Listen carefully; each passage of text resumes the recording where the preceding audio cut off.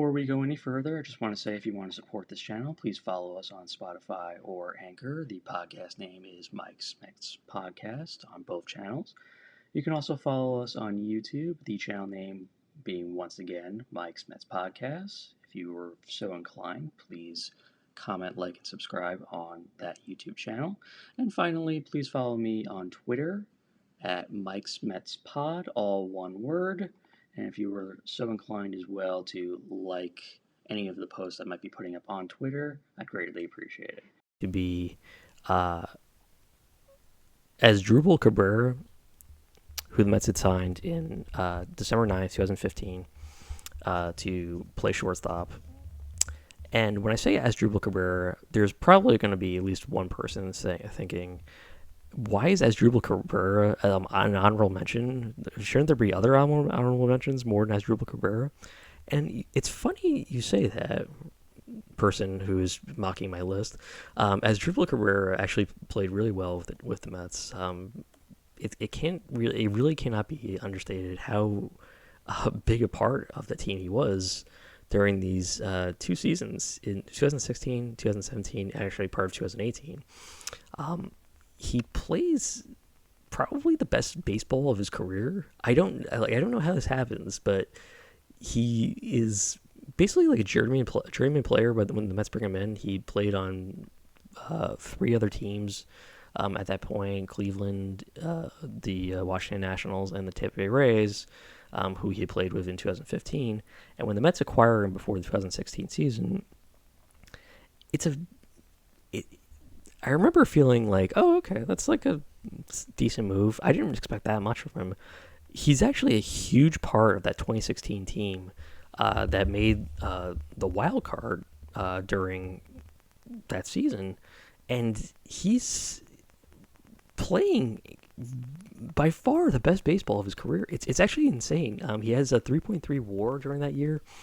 And actually his counting stats are terrific. He hits 23 home runs, 75 RBIs, bats 262, so not that great, but he does really good for them. And I think like not 262, 280 actually. He's hitting a really solid clip at 810 OPS, which I believe was his career high at that point. That was his career high, 810 OPS in 2016, and was a great clubhouse guy. I remember everybody loving Asdrubal Cabrera, and his exit was a little indelicate. There were some problems when he left, and he made some comments that I'm not going to try and repeat. But at the time that he was playing with the Mets, he really did excellent. In 2017, and unfortunately, like everybody, 2017, he struggled.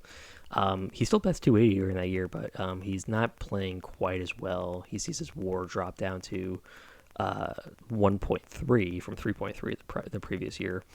And part of that is just his defense is a little bit lacking during this season. And that's not really nothing you can say about that. Cabrera was a solid enough defender. He was never going to be a gold glover, but he was pretty solid. But he actually struggles a lot. And the following year, he's actually having an excellent 2018 season. But the Mets were going nowhere during that year, so they make the decision to trade him, and he ends up on the Philadelphia Phillies that season, and finishes out the career. But during that season, when in 2018, he's playing terrific. Actually, I was actually very surprised at how well he was hitting. He has 18 home runs. It looked like he was going to potentially hit 23, maybe 25 home runs for the entire year. He has 58 RBIs. He's paying 277. He's having a great year. It's just the Mets were not going anywhere, and you can't really keep a guy on there. Unfortunately, they didn't really get anything for him. They traded him for Franklin Colomb, who didn't really play a part for the Mets at all. So unfortunately, Cabrera's run it kind of goes into this like forgotten successful runs where everybody was like he did an excellent job for them. Was a good clubhouse glue guy. Never hit particularly bad. In every one of the seasons that he was with the team, he bats at least 277, 280, 277. It's a really good run with the Mets, and it's more that can be said for a lot of guys that the Mets acquired. And Asdrubal playing as well as he does during those 3 seasons is actually really impressive. So I want to give more credit to Asdrubal Cabrera, a guy who played better than probably a lot of people expected when the Mets acquired him. And again, I was like, okay, yeah, this is like a solid signing. I didn't expect him to be as good as he was, but he was a very, very solid acquisition. And not as many of those guys can be said during the Mets had acquired during the period of 2000 2022. So let's try to give Asdrubal Cabrera a little bit more credit, or more as much credit as he deserves there. 2.65 ERA. He completed three complete game shutouts. It was this unbelievable out of nowhere season where it was basically the only time he had pitched well in the almost a decade when he'd won the Cy Young Award in some weird fluke in 2005. So his career success had been spotty at best, particularly in the last eight or so seasons. And the Mets were kind of getting him at his peak value, which meant that they were spending a little bit more money than they really should have on Bartolo Colon. But when they acquired him, they really had nothing to talk about. The 2013 New York Mets were struggling badly. They had gone through a period of some unrest, um, particularly with the fact that they no longer had their ace starter, Matt Harvey, had gone down with an injury during that season, halfway through the year, or really more than halfway through the year, and that was an enormous blow. So what they were going into the season with was Zach Wheeler, Dylan G, John Neese. It was a collection of pitchers that were solid, none of them really spectacular, and bringing in Bartolo Colon was more of a Hail Mary than anything. They're just kind of hoping that he would pitch well. And his first season doesn't really flash any major dominance. He's really just there as a solid pitcher, and he does his job as a reliable innings leader who didn't walk anybody. He had pinpoint control, and this was always a thing that could be marked to Colon's career, was that especially in the later seasons, he had phenomenal control.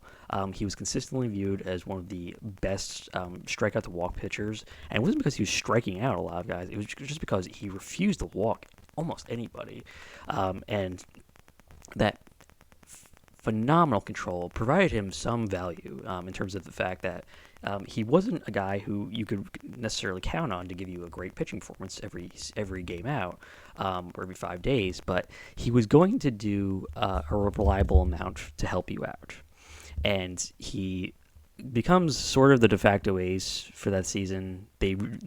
At that point, Zach Wheeler is not really in his full maturity, really starting to look like a reliable starter. He's still pretty young. John Neese is okay. Dylan G's okay. And then we have, of course, the debut of Jacob deGrom that year, who deGrom, by the end of the season, is the team's best pitcher. But Colon's sort of the reliable, safe option for the Mets. And this is basically how it is. And it's hard to pinpoint when exactly this happens, but Bartolo Colon becomes the most wildly popular player in the Mets, probably of like the last 15 years. I'm going to say it was like him and like David Wright and Jose Reyes. It's insane how popular Colon became because he was just so over it at that point in his career. He was just like, yeah, all right, I'm just gonna be this guy. I'm gonna start. I'm gonna be the guy who's heavy set. No one really expects that much from me. But I'm just gonna keep going out game after game, do the same thing every time, and teams are gonna think they're gonna hit me around, and they're not going to. And that was just how it went for Colon for those 3 years with the Mets. He came in 2014, left 2016, and left 2016 in a great position. It felt like he still could pitch forever, and unfortunately, things don't really go well for him once he leaves New York. 2016 is a season where he makes an All-Star team for the final time in his career. Goes 15-8, 3.43 ERA, and is this otherworldly player. And I'm going to think back to two highlights of his career, or actually three, because there's going to be a little story I want to tell about Bartolo Colon.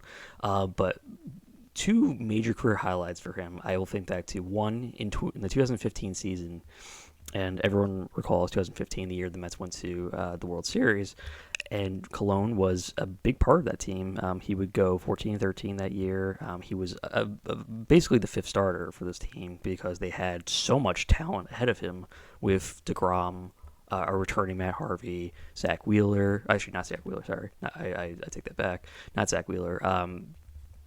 Jonathan Neese, and then we also had Noah Syndergaard debuting that year, as well as Steven Matz. And this kind of left Cologne in a weird place where no one knew if Cologne was going to get traded. People thought maybe that the Mets they were going to waive him at that point, but he may have to be moved into the bullpen. It wasn't really clear where he was going to end up in that team. But 2015, I will remember for this terrific career highlight where they were playing against the Marlins, and I believe this was in Miami, and Cologne starting throws a pitch to the Marlins player. I forget his name. It was the Marlins first baseman. I have to check that out. But this was an insane moment where Cologne throws a pitch, and this Marlins player. I'm gonna look up his name real fast, just so I have this information.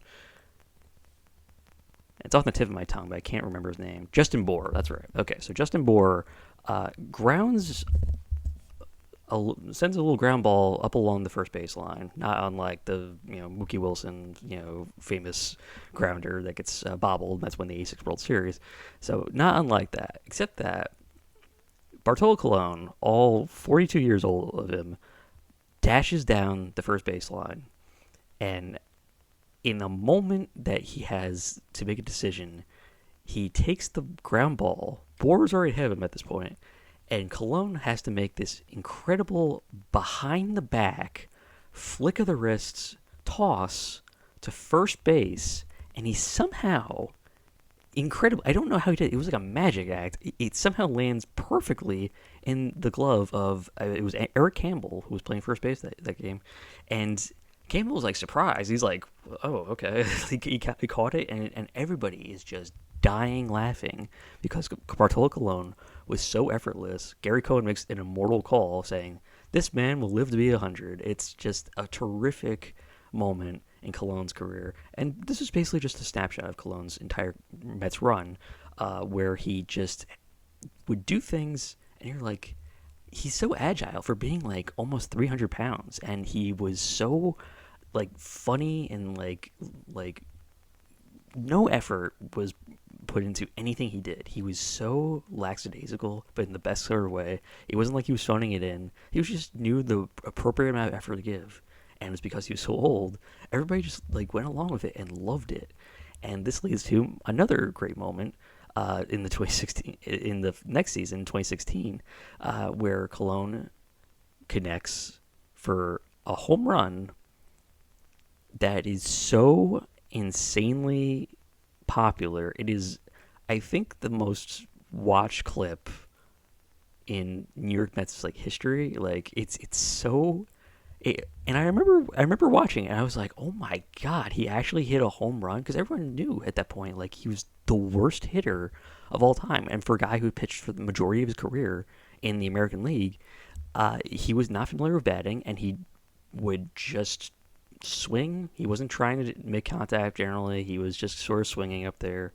And I think if he had the option to, he would just sit there with his bat on his shoulder. But he would occasionally make a real concerted effort to try and make contact. And in this case, he makes contact in this game against the Padres, and the ball just lifts. They're playing in Petco Park, and the ball just lifts enough and leaves the ballpark, and everybody loses their minds.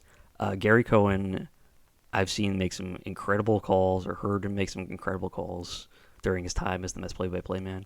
He has never sounded more ecstatic in this moment. And the Mets have like won like pennants and like division titles and made the World Series.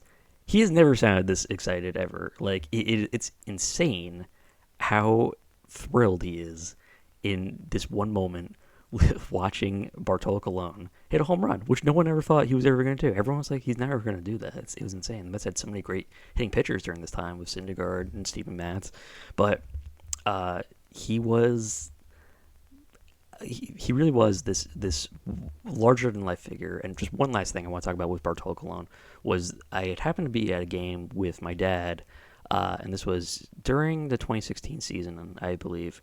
And uh, in this start, I remember like the fans behind us just loving everything Bartolo did. Bartolo was starting in this game, and everything Bartolo did, the fans were like, "Yes, we are all in on this guy." And I remember this as well as if it happened yesterday.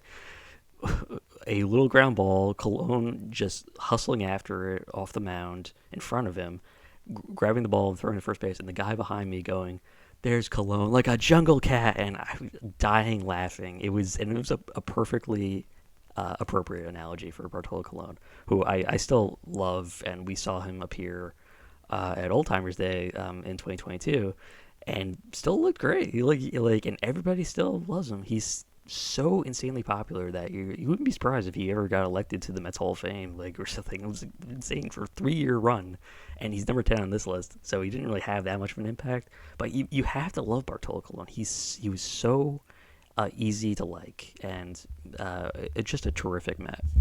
So let's move on to number 9 on my list. And number 9 is going to be Noah Syndergaard, who I was just talking about. And Syndergaard came to the Mets in 2010 when the Mets, sorry, not in 2010, in 2013, when the Mets had acquired Noah on the back of an R.A. Dickey trade. And the Mets had traded R.A. Dickey, more on R.A. Dickey to come later on, but they had acquired Syndergaard, and Syndergaard was sort of the throw-in in that deal. Dickey was obviously the headline because he had just won the Cy Young Award, and the Mets were trading him at the peak of his value. More on R.A. Dickey to come along, by the way, just a little preview. But Noah Syndergaard was basically like the third guy in this trade. The big acquisition was the Mets were targeting Travis d'Arnaud, who was the top catching prospect in baseball, one or two top catching prospects in baseball at this point, and everybody was, enamored with d'Arnaud's hitting ability. People thought d'Arnaud was going to very quickly jump up the Mets, depth chart and be the starter probably that following season.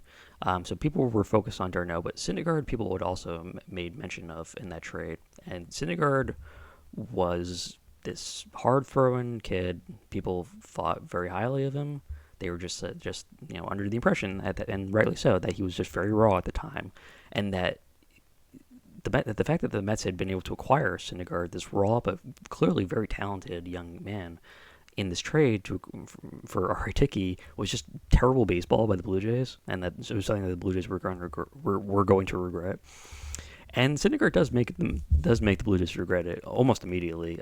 Within a couple of seasons, Syndergaard is up with the Mets and making all kinds of noise. He is so clearly a top star in that rookie year of his. And surprisingly, he doesn't really get much attention in that, but in that rookie year, he is outstanding. He goes 9.7, 3.24 ERA, 166 Ks and 150 innings, and then most notably during that year in the World Series, he makes the start and he makes that incredible move in the first inning of Game 3, where he throws that high and inside fastball to Alcides Escobar, a guy I will never stop hating. Alcides Escobar, if Alcides Escobar was like drowning in a river in front of me, I would let him drown. That's how much I hate Alcides Escobar. Not really, I wouldn't let him drown, but there is so much disdain with Alcides Escobar that if like I was like playing like MLB The Show and I had an option to acquire Alcides Escobar, I would not do it. I wouldn't try to get this guy, even in a video game. I wouldn't try to get him. That is how much my hate of him exists, because he was such a burden to the Mets in that World Series, and oh God, gets me fired up just thinking about him. But so he throws that up and in fastball to Alcides Escobar, puts him on his ass, doesn't hit him, just throws it inside, and Alcides Escobar is just flummoxed. You can see him just kind of like, okay, that happened. The Royals are furious. Doesn't matter. No Syndergaard. Makes this huge statement in that game as a rookie, and it was an enormous move. And then everybody everywhere are just like looking at him as being like, okay, so they got this guy also, along with Matt Harvey, who hadn't gotten himself hurt again by that point, and DeGrom and Zach Wheeler when he eventually returned.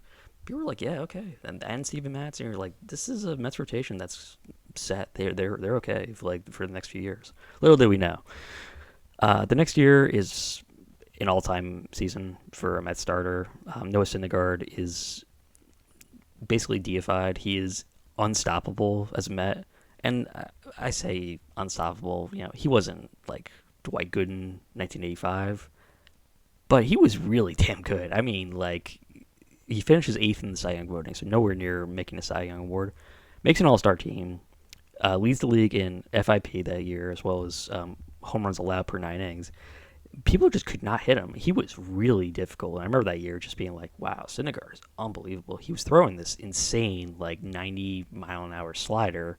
It was actually going like 94, 95. People always talk about DeGrom's slider as being like this unhittable pitch, but I remember that year, people were like, it was in that opening series against the Royals in 2016 that people were just, he threw how hard? He was throwing 100 and just absolutely buckling people's knees with this slider that was unhittable. And that was basically how his year went. He was just really, really, really good. And you can tell that the 2016 Mets really needed him because things went really wrong that season. People got hurt, and Noah Syndergaard ended up stepping in as the team's top pitcher, and had a great year. 218 Ks and 183 innings pitched. It really does not do justice to how good he was that season. And unfortunately, like everybody else in those Mets teams in that period of time, he gets hurt the next season, 2017.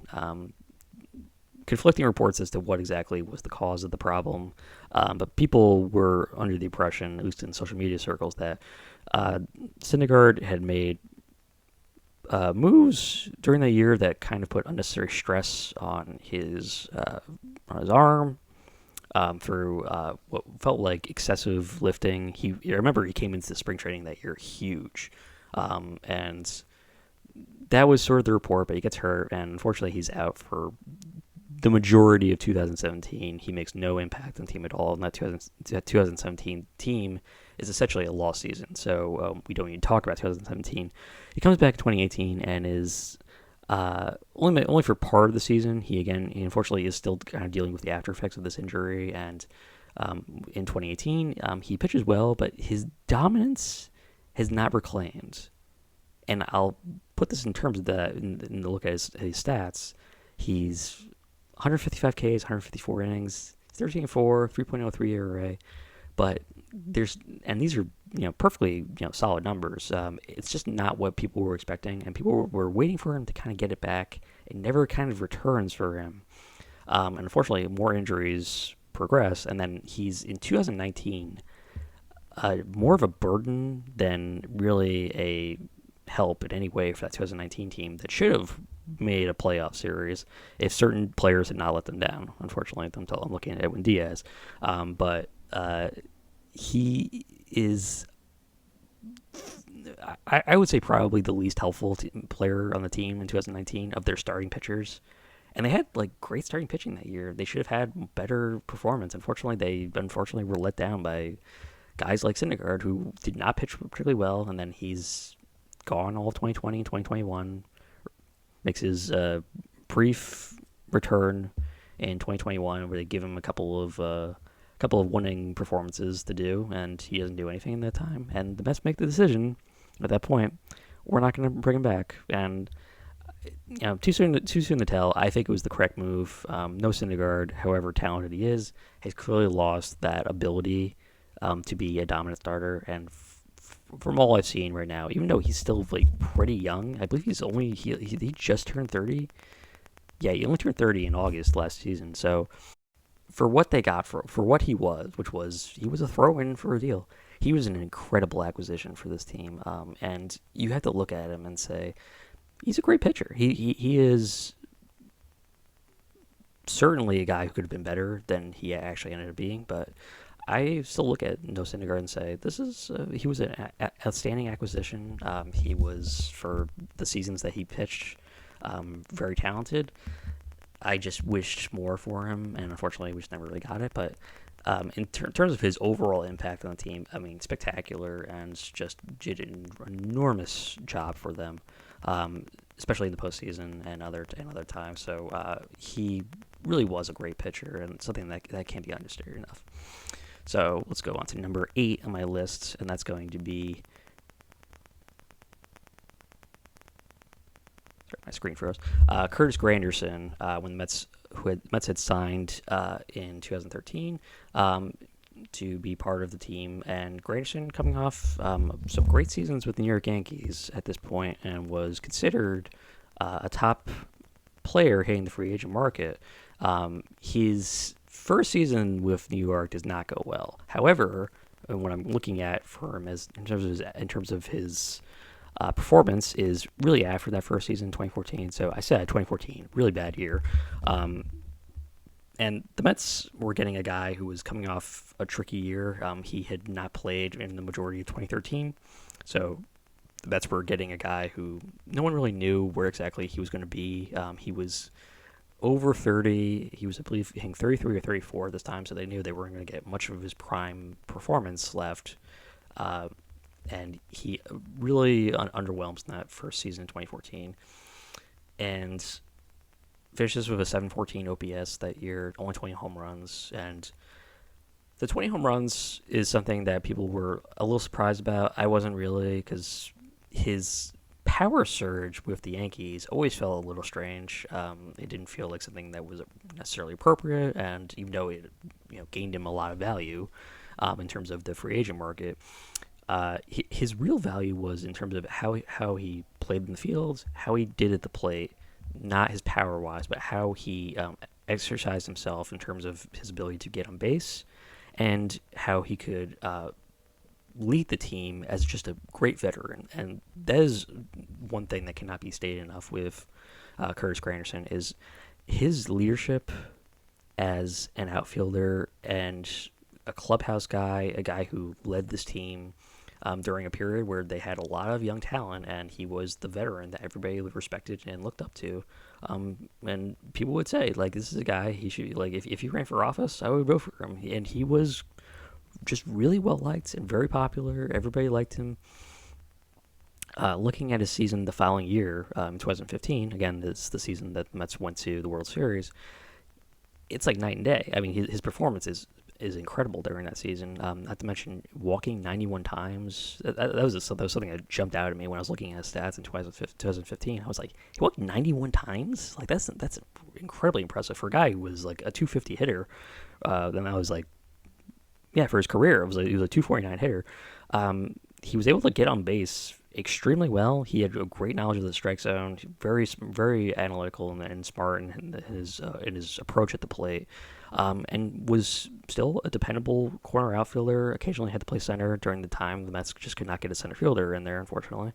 And when they had him playing, he was 26 home runs, 70 RBIs. He played like all the time. Also, in the 3.5 seasons he plays with the Mets, he misses like 6 games, maybe more. 12, it's like 20 games over like 3 of his first 3 seasons in the Mets. I think that's very good. He plays over 150 games in 2014, 2015, and 2016. So they definitely got their use of him.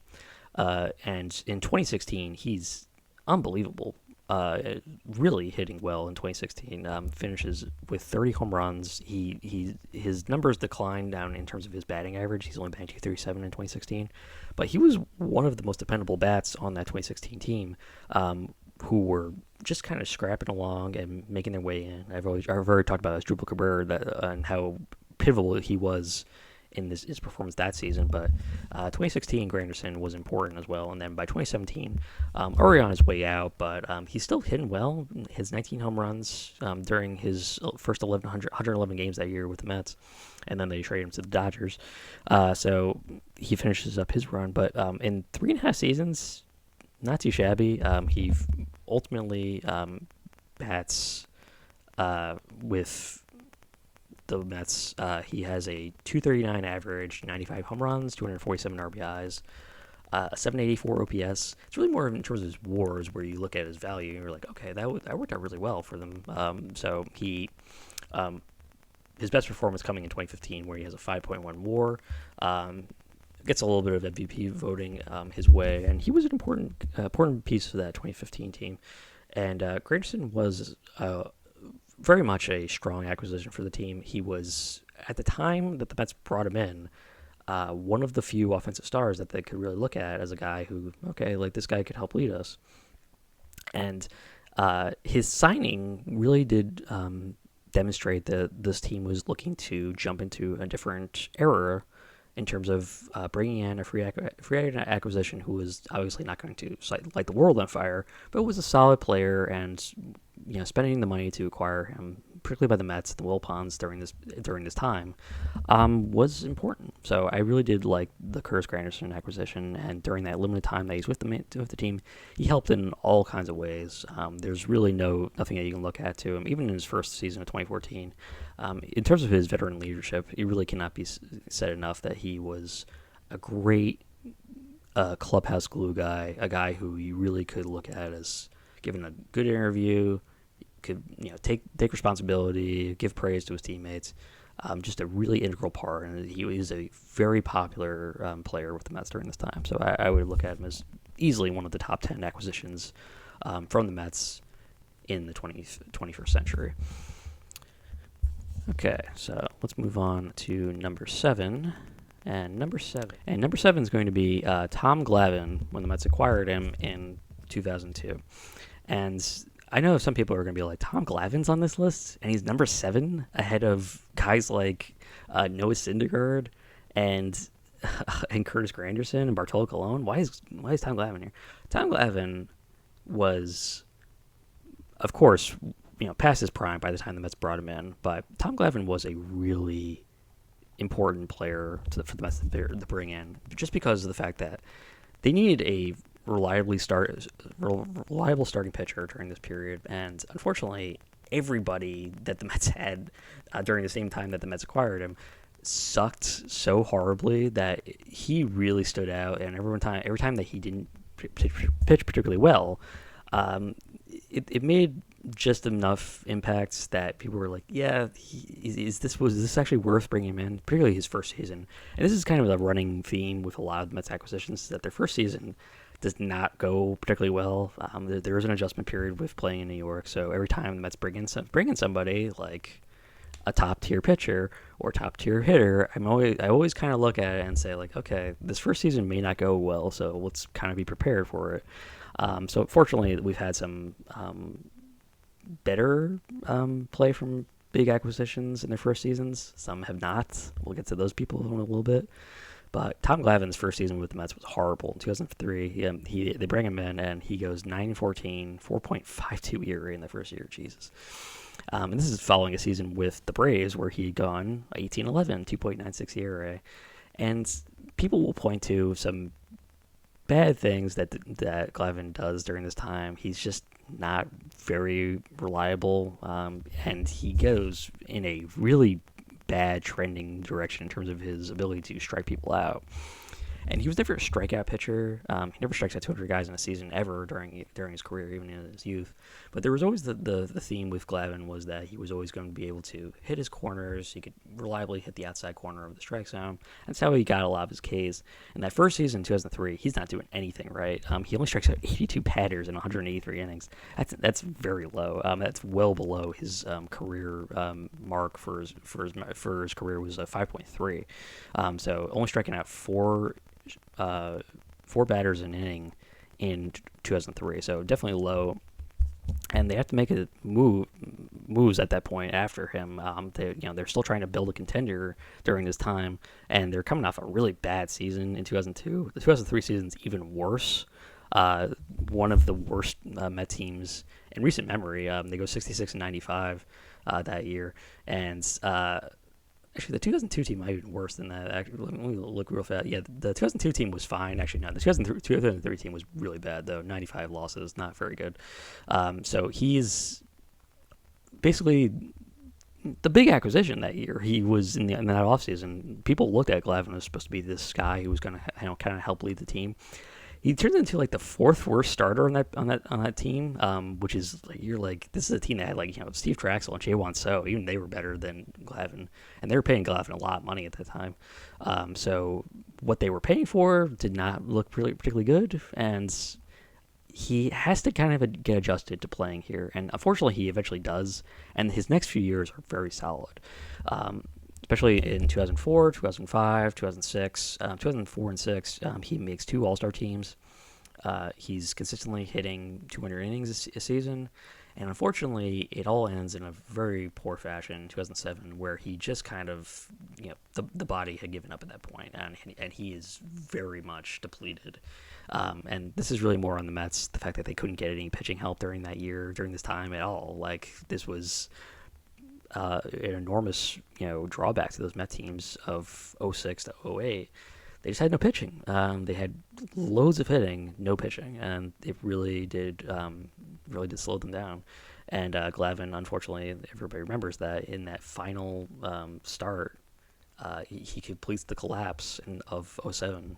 He just gets blown out by the Marlins of all teams in that '07 on that '07 season, and the season's lost for the Mets. They don't make the playoffs after dominating that entire year, and what you're left with is just people looking at Glavin and being like, what the hell are you? Like you really let us down, and it led to a lot of hurt feelings, and probably shouldn't have been. He shouldn't have been in that position. That's again really more of Mets management's fault for not really putting together a solid enough team around him. But he was, if you look at his numbers, a really, really reliable pitcher, and a guy. This is why he's not going to factor higher than seventh on this list. But Glavin was a really good pitcher in terms of you could consistently rely on him for every season after '03. Those '04 to '06 seasons, on a team that's in '04 especially not doing well, he's he's very smart, very reliable. Definitely not what the Mets were pitching for. What they were paying for. Sorry, was the Tom Glavine of the past. And unfortunately, he's just not that player at that point. And the money that they were paying Glavine, unfortunately, looked really bad in that. Looking back at it, you say, like, why were they paying him this much money? But he was still a huge name and a two-time Cy Young winner. So those guys will get paid, and we've seen it with other Cy Young winners the Mets have acquired. Sometimes it goes well, sometimes it doesn't go well, and that first season doesn't go particularly good. Every year after that, up until '07, does a very, very good job for the Mets, and as their de facto ace during this time, he was important for the team, and it can't be said enough. He was a very, very reliable starter for this team, and reliable starters, they do deserve to be celebrated. Would the Mets have liked him to pitch more in terms of how he pitched with the Atlanta Braves? Absolutely, but what they got was really a good enough player, and a guy who was just another piece, and something that was worth the money that they ended up paying for, in my opinion.